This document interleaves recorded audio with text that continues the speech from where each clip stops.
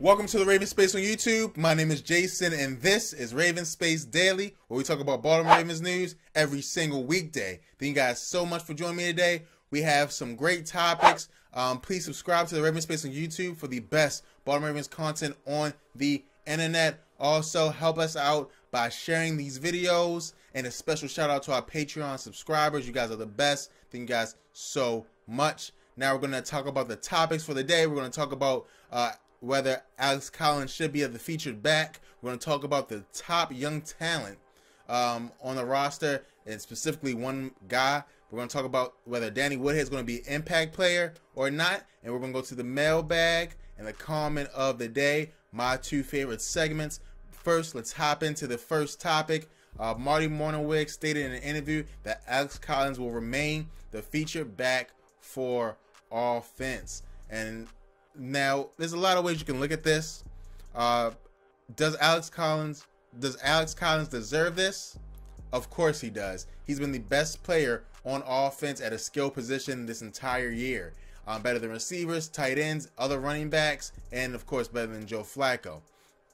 Now, do I believe the Ravens when they tell us that they're going to make him the feature back and keep him as the feature back? No, I don't. Now, it matters what your definition of featured is, but if your definition of featured is most carries or most snaps, that's a better way to put it. Most snaps. Who plays the most snaps? I do not think it's going to be Alex Collins in 2 to 3 weeks. In 2 to 3 weeks, there's no doubt in my mind that they like Danny Woodhead over Alex Collins, and the Ravens don't go on by what we see.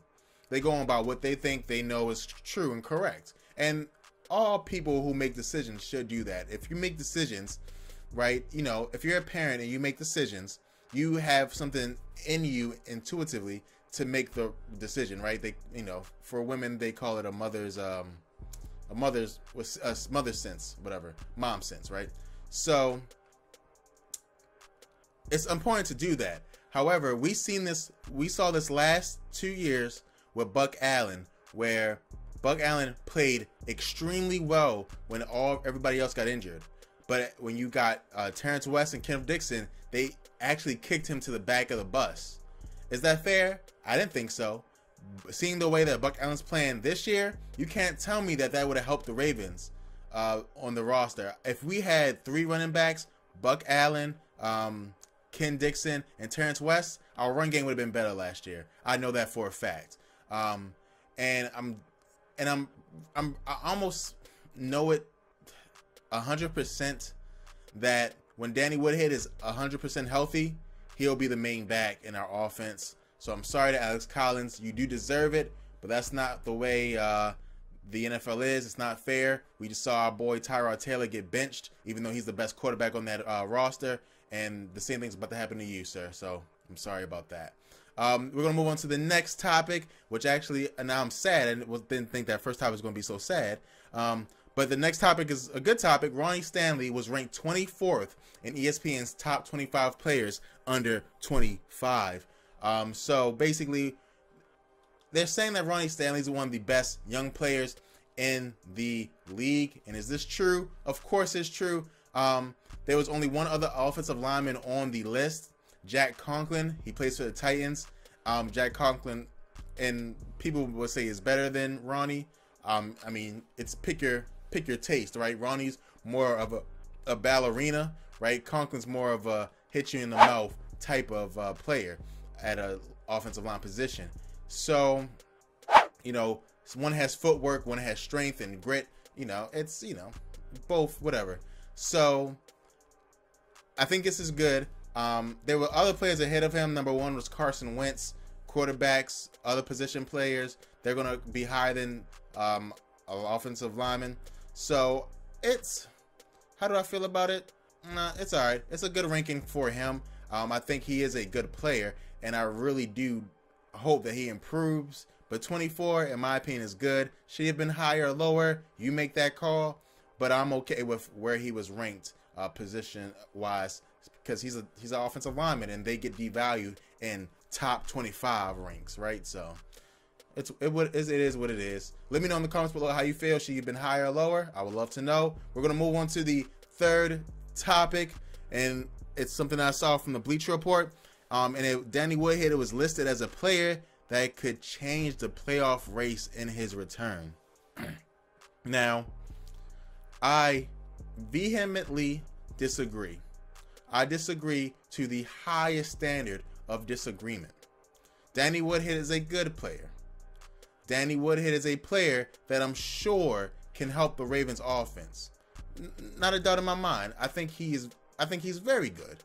Even people may say, but he's a running back in today's gamut, and he's a running back that can't run the ball, right? So the great running backs in our league, the Ezekiel Elliott's, the Le'Veon Bells, they can run and catch the ball. He can only catch the ball. So sure, I'm pretty sure that, in our one read and check down offense will become a better one read and check down offense. But in order to become a great offense, you have to do what other great offenses do. You have to, gosh, Aaron Rodgers, offenses led by players like him, the scheme is just as good as the player in a lot of those cases. And I think that our scheme is not as good as our offensive talent, and that hurts us. And is Woodhead going to make a difference on the scheme? I don't think so. In fact, I think this one read and check down system was built with him in mind. And now we're going to see how much of a difference that this makes. If I'm wrong about this, guys, because I saw some of you guys in the comments really think he'll make a difference. If I'm wrong, put it in the comments, and I'll make you the comment of the day if I'm wrong. So let me know. We're going to go on to the mailbag question, my favorite segment of the show, and it's sponsored by my favorite people, the Raven Space Patreon and our patrons. You guys are awesome. Thank you guys so much. If you want to help support independent media and join the Raven Space Revolution, look in the description below for our link to our Patreon page. Now, this question comes from Maximilian Von Spee, and he asked, out of curiosity, why does Jimmy Smith miss Wednesday practices every week? Like, for personal reasons? Simple question here, Maximilian. The reason is he has an Achilles injury, and so he rests his Achilles on Wednesdays. The way that football usually goes in just like a daily sense is that after a game, so in a week, usually you take either Monday off or you do walkthroughs. Tuesday, you start gearing up. Wednesday, you'll see players maybe put on pads and stuff like that. Thursday, Thursday usually is, depending on the team, is either a low pads day, so you don't hit, but you may, do whatever. And then Friday, you're basically walking through, and Saturday, you're getting ready to go play. Sunday, you play. So on Wednesdays, they felt that it's the good time to let Jimmy Smith rest his Achilles and not practice, so he can be able to play on Sundays. To give you an update, he also did not practice today, and because he did not practice today, that has me a little bit more worried, because he usually does practice the day after he takes a break. So thank you so much for your question. Now we're going to go to the comment of the day, which came from one of you great Raven Space watchers, and this comes from Eclectic Tyrone, and he says, Harbaugh has to be treated the same as he treats the players. If you can't produce, you have to go. And I really do agree with this. I mean, everybody's held to a standard. The issue, Tyrone, that we're going to run into, not we, because I don't know if I want Harbaugh to be gone, but anyone who wants Harbaugh to be gone, the issue that you're going to run into is that he has a Super Bowl. He has a ring. And literally, there are only, maybe 8 people in the world right now who are head coaches that can say, I have a ring, right? Because Belichick has several. The head coach of the Steelers has 2. These players repeat, and these things repeat. So, there's only a handful of players who can say that, a handful of coaches that can say that, because there's only been 52 Super Bowls, I believe. So you have to imagine that if you played in Super Bowl whatever as a head coach, you might be dead.